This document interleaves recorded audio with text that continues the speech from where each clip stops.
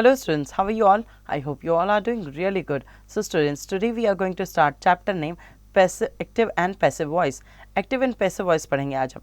तो देखते हैं इसमें क्या है, एक्टिव वॉइस और पैसिव वॉइस में क्या होता है, कैसे ये चेंजेस होते हैं.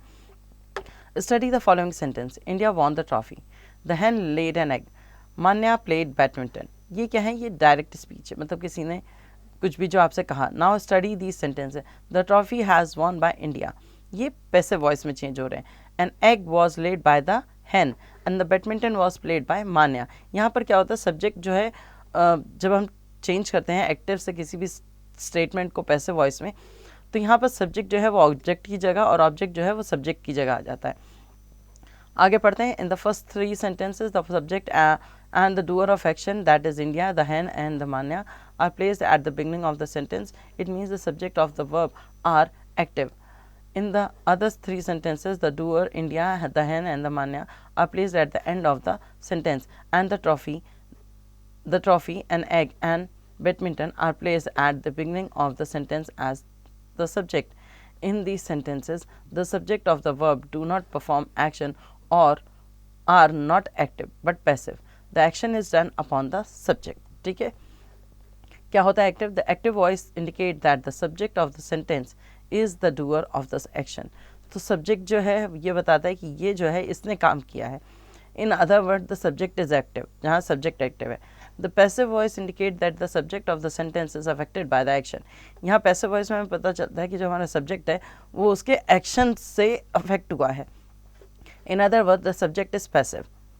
Remember, only transitive verb, the verb that have an object, have the passive voice. ऐसे verbs का ही इस्तेमाल यहाँ किया जाता है जिनमें जो ट्रांजिटिव हों. ट्रांजिटिव और इंट्रांजिटिव वर्ब्स के बारे में हमने पढ़ा था. ट्रांजिटिव वर्ब वो होते हैं जिनको ऑब्जेक्ट की ज़रूरत पड़ती है, और इंट्रांजिटिव वो होते हैं जो बिना ऑब्जेक्ट के भी काम कर सकते हैं. Now changing sentence from active voice to passive voice. When a sentence changes from the active voice to the passive voice, the following change take place. The object of the active voice become the subject in the passive voice.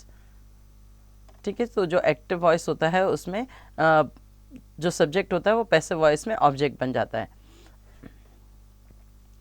The subject of the active voice become the object and the preposition by is used before it.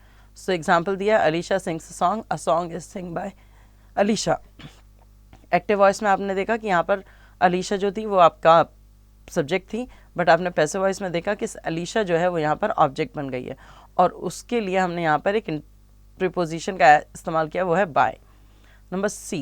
N appropriate form of be is used and it is followed by the third form of the main verb. Number one, simple present tense. यहाँ पर हम क्या करेंगे, यहाँ पर inappropriate है form of B, जिसको हम यहाँ पर थर्ड फॉर्म में या मेन फॉर्म वर्ब के साथ यूज़ करेंगे. नाउ आते हैं सिंपल प्रेजेंट टेंस में. Active voice the first form of verb is V1 और V1 प्लस S और ES.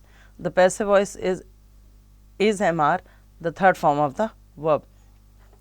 यहाँ एक्टिव वॉइस में आप अगर S और ES का इस्तेमाल कर रहे हैं, मतलब सिंपल प्रेजेंट टेंस का इस्तेमाल कर रहे हैं, तो पैसिव वॉइस में आपको इज MR के साथ वर्ब की थर्ड फॉर्म का इस्तेमाल करना होगा.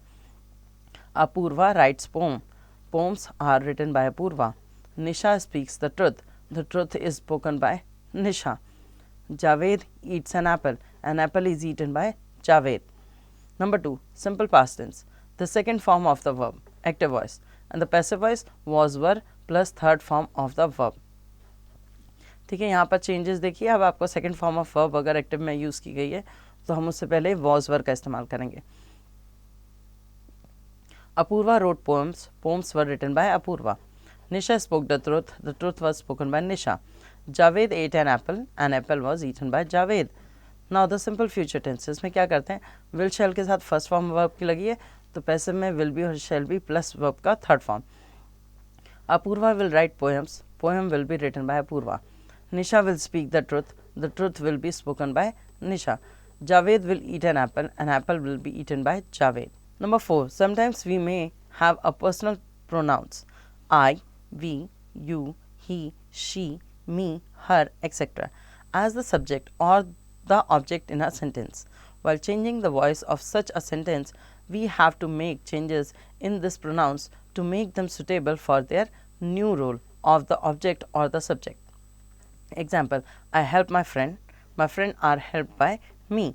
her teacher loved her, she was loved by her teacher. Okay, now number 5 पे some verbs are followed by special preposition. The preposition of such a verb is retained while changing the verb from active to passive. यहाँ active और passive में जब हम changes करते हैं तो यहाँ पर preposition जो है वो as it is रहती है. A nurse looks after the baby. The baby is looked after by a nurse. ठीक है, इस तरह से. Number 6 पे आते हैं. If the interrogative sentence is changed into the passive voice, it retain in its interrogative form. Example, are you writing an essay? Is an essay being written by you? Who scalded you? By whom were you scalded? Number 7. If the subject in an active voice sentence is not important or it is obvious, we need not mention it in the passive voice. Example, somebody hit me on the head. I was hit on the head. The police have arrested the thief. The thief has been arrested. ठीक है, यहाँ पर आप changes देख सकते हैं किस तरह से हुआ.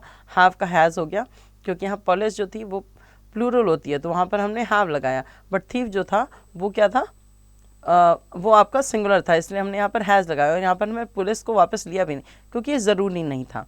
ठीक है, नेक्स्ट आता है असेसमेंट जोन पे. State whether the verb in the following sentence are in the active voice और the passive voice. Okay, write A for active and P for passive. He writes poem, तो यहाँ पर हमारा ये active voice में है.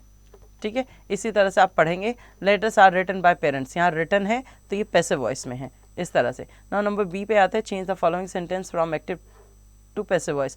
Shivi loves music, music is loved by Shivi, इसको इस तरह से कन्वर्ट कर लेंगे. नेक्स्ट आते हैं नंबर सी पे. Choose verb from the box and fill in the blanks with their passive voice form in the simple present और simple past tense. One has been done for you.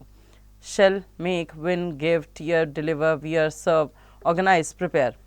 A daily grocer are sold at this. Daily grocery are sold at this shop. Daily grocery are sold at this shop. वैसे आपको जहाँ से जैसे हमने उठाया यहाँ पर are sold, क्योंकि हमने यहाँ क्या किया है, पैसिव वॉइस में चेंज किया है इसे. वैसे आपको यहाँ पर ऊपर दे रखे हैं और इसको आपको जब चेंज करेंगे तो आप पैसिव वॉइस में इसे लिखेंगे. ओके, सो ये थी आपकी एक्सरसाइज. होपफुली आपको चैप्टर अच्छे से समझ आ गया होगा. इसकी पेंडिंग एक्सरसाइज अब आप खुद से करेंगे.